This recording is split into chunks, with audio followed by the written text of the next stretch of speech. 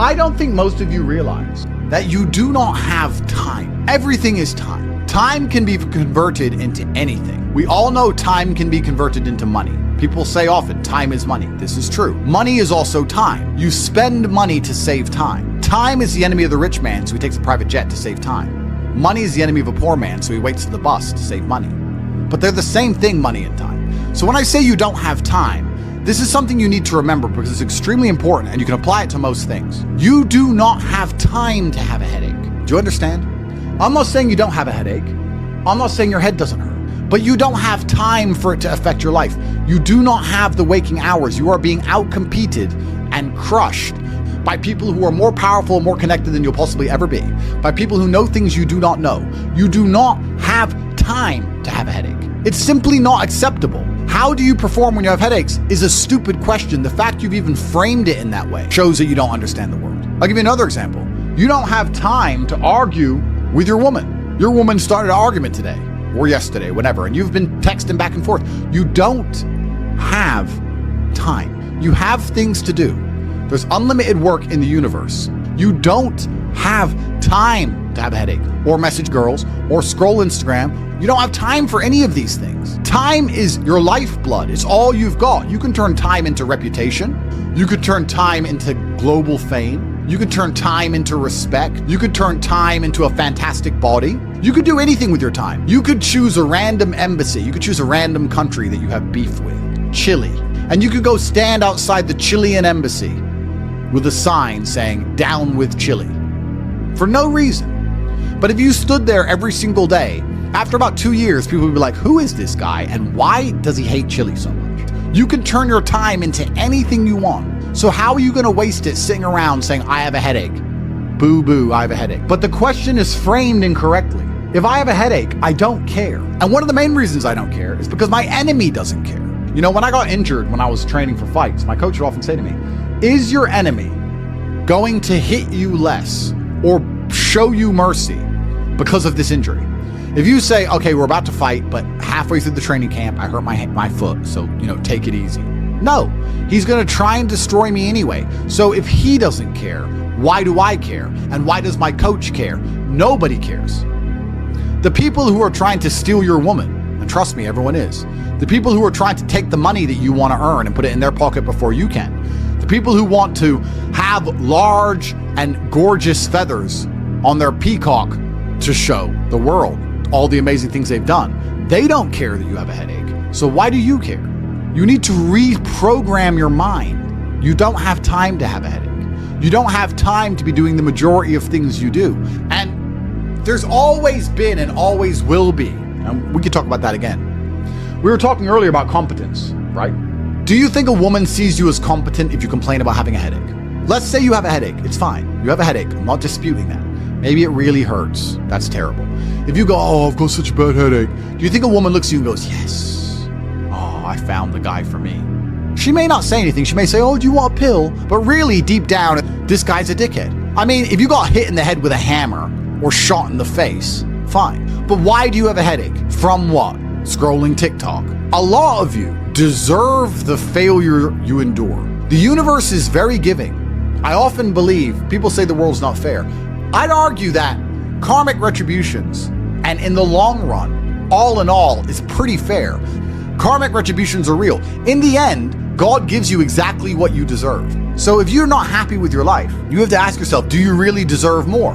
Have you really tried 100% of the time? Did you ignore that headache? Are you as competent as you could possibly be? Have you given 100% every time you've done anything? No, you deserve what you have. You deserve your mediocrity because you're an average person. You want a Lambo and these women and a boat and whatever else you want because you see it on Instagram, but wanting something and deserving something are very different things. If you truly deserved it, you'd be working for it in a way that ensures it would be given to you by the universe. Every single thing I've ever wanted, I have got. Maybe not instantly, maybe not easily, in fact, certainly not both. It was always difficult and it always took time, but I really wanted them, so I always got them. And I put in enough work to show God and show the universe I deserved them, so he gave them to me. I cannot remember a single time, and I state this as a matter of fact, this is not hyperbole, I cannot remember a single time I have ever decided not to do something that must be done because I had a headache. Ever. Ever.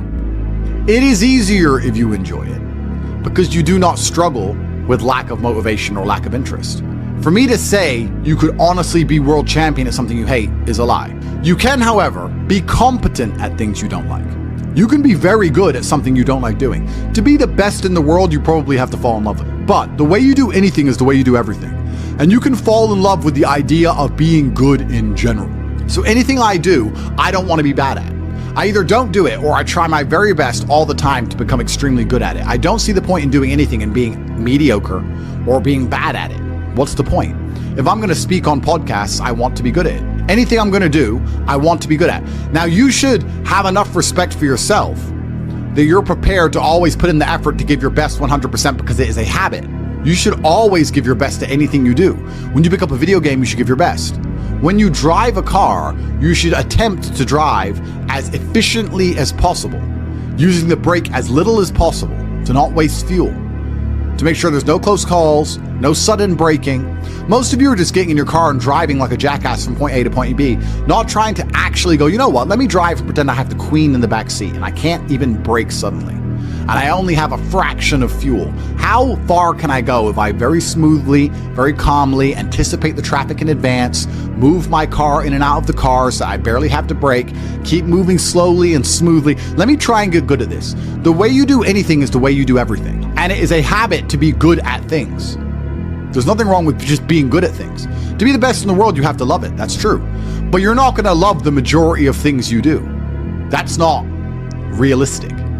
The world's not going to afford you a life where everything you do you're in love with. In fact, you're going to end up doing a whole bunch of things you don't want to do. And the life hack is, if you enjoy getting better at things, then you can be doing something you don't want to do better than you previously done it, and now you enjoy doing it because you were more competent and more capable at said task. You are now better at said task. Every single thing I approach with vigor because I like being good at things. And that's not because I'm arrogant. That's because I have enough respect for myself, and more importantly, I have enough respect for the people I love to know that I need to be good at things.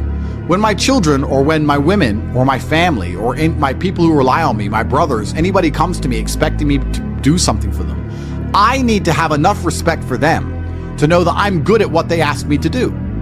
And if I don't know what they want me to do, or I'm not particularly good at it, I'm at least good at learning. You can become good at learning so that you learn things faster, good at concentrating, good at taking a scenario seriously. These are all basic life skills to go along with bravery.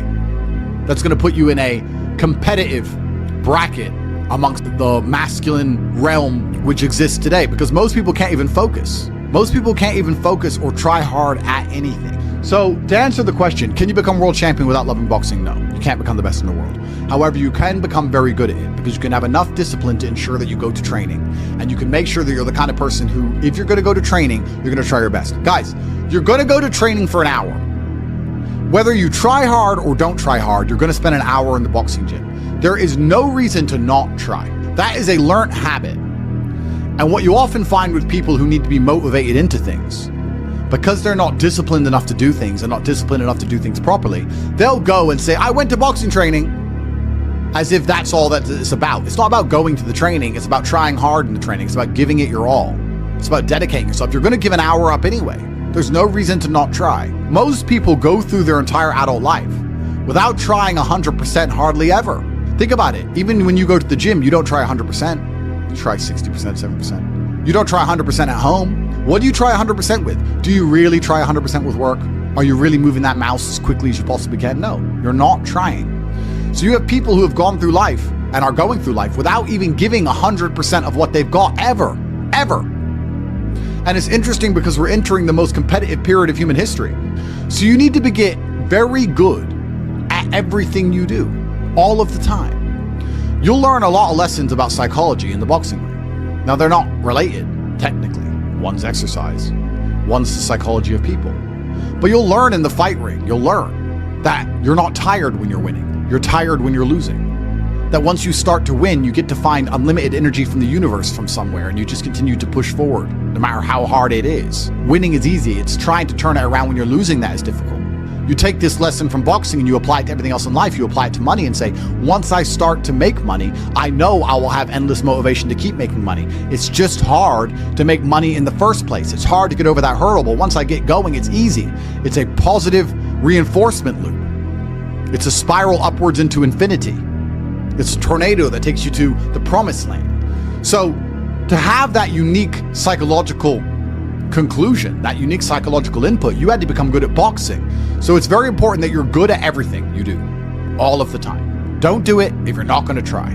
But you don't want people to learn bad habits. But it's a bad habit to coast.